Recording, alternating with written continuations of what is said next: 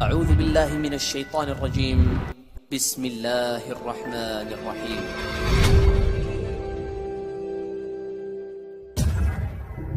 Assalamualaikum warahmatullahi wabarakatuh. Apa kabar sahabat jannah?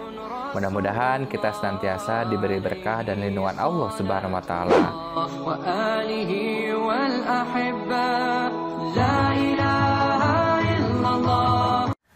Sahabat jannah rahimakumullah. Saat mendengar istilah makhluk halus, dengan seketika pikiran kita tertuju pada jin, iblis, atau setan yang menyeramkan dan sering mengganggu manusia. Ketiga istilah tersebut seolah-olah bermakna sama, padahal sebenarnya berbeda. Lalu apakah perbedaan jin, iblis, dan setan? Namun sebelum mulai jangan lupa subscribe dan bagikan sebanyak-banyaknya kepada teman-teman kalian. Karena sebaik-baiknya manusia adalah yang paling bermanfaat bagi orang lain. Hadis riwayat Tabrani. Yang pertama adalah jin.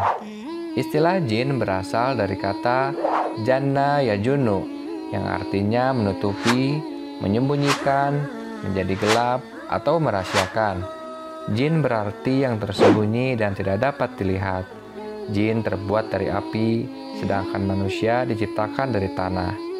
Jin dan manusia hidup di alam yang berbeda. Oleh karena itu, manusia tidak dapat melihat jin. Allah Subhanahu wa taala berfirman, "Sesungguhnya ia atau jin dan pengikut-pengikutnya melihat kamu dari suatu tempat yang kamu tidak bisa melihat mereka."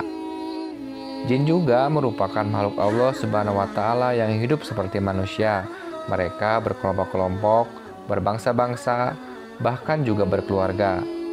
Sebagaimana manusia, jin juga diperintahkan oleh Allah Subhanahu wa taala untuk beribadah kepadanya. Allah Subhanahu wa taala berfirman, "Dan aku tidak menciptakan jin dan manusia melainkan supaya mereka mengabdi kepadaku." Yang kedua adalah setan. Kata setan berasal dari syaitona, yang artinya jauh. Kata setan merupakan sebuah label yang diberikan kepada makhluk Allah Subhanahu wa taala yang menyesatkan, baik dari jin maupun manusia. Istilah ini sesuai dengan asal nama setan, yaitu syaitona, yang artinya jauh, yaitu jauh dari kebenaran. Sebagaimana manusia, jin ada yang taat dan ada pula yang ingkar. Mereka yang mengingkari perintah Allah Subhanahu wa taala, itulah yang disebut dengan setan. Bahkan manusia yang mengingkari Allah Subhanahu wa taala juga bisa dikatakan sebagai setan. Yang ketiga adalah iblis. Di dalam Al-Qur'an, kata iblis hanya disebut dalam bentuk tunggal dan tidak ada bentuk jamak.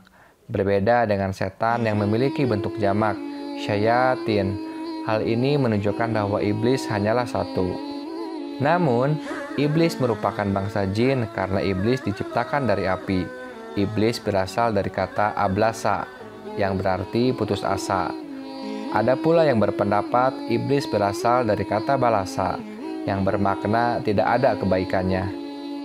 Kata iblis sering kita dengar dalam kisah Nabi Adam alaihissalam. Setelah Nabi Adam alaihissalam diciptakan, Allah Subhanahu wa taala memerintahkan malaikat dan iblis untuk bersujud. Malaikat pun bersujud, sedangkan iblis menolak karena merasa dirinya lebih baik dari Adam. Perkataan iblis ini terangkum dalam surat Al-A'raf ayat 12. Iblis berkata, "Saya lebih baik daripadanya. Engkau ciptakan saya dari api, sedangkan dia engkau ciptakan dari tanah." Karena kekufurannya, iblis akhirnya dikeluarkan dari surga. Iblis pun akhirnya membuat tipu daya agar Adam dan Hawa juga dikeluarkan dari surga. Bahkan ia pun berjanji untuk menggoda keturunan Adam hingga hari kiamat nanti. Iblis pun akhirnya berhasil menggoda Adam dan Hawa untuk melanggar larangan Allah Subhanahu wa taala dengan memakan buah khuld. Saat menggambarkan kejadian tersebut, Al-Qur'an tidak menyebut iblis melainkan setan. Sebelum perintah sujud kepada Adam alaihissalam, iblis merupakan makhluk yang taat beribadah kepada Allah Subhanahu wa taala. Namun akibat kesombongannya, iblis dimurkai oleh Allah, bahkan dikeluarkan dari surga. Iblis akhirnya disebut dengan setan karena kekufurannya. Oleh karena itu, iblis adalah nenek moyang dari jin yang membangkang atau setan. Allahu a'lam bishawab. Jangan lupa ya La